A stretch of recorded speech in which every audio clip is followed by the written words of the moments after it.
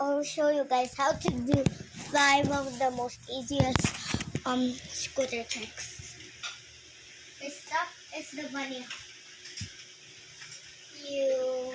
And then you jump, and you jump like, but you land on here. It's like that.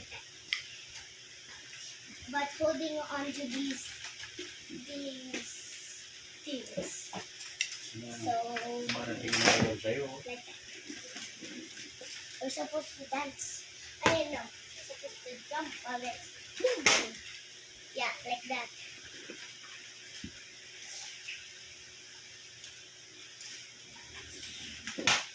Okay, I'll show you guys how to move with the scooter. First off, you can put any leg, right leg or left leg. If you're using the left leg, you are gonna use your right leg to push. And then, if you are using the right leg, the left leg is gonna push. Okay? But when you're done doing that step, you put your leg on this back, on the back of this. When you want to stop, press it.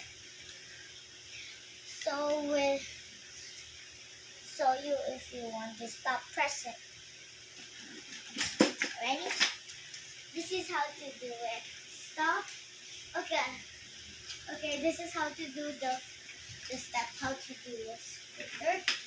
And then, okay. I'll show you guys. I'll go further.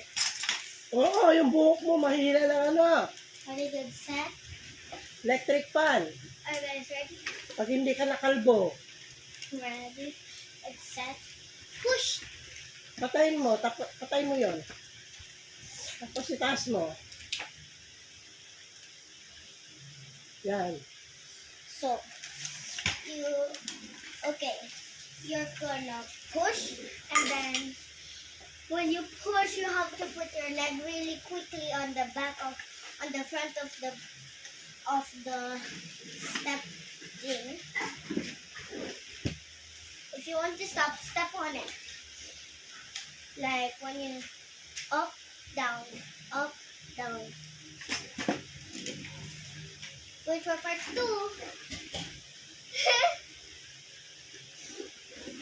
If you guys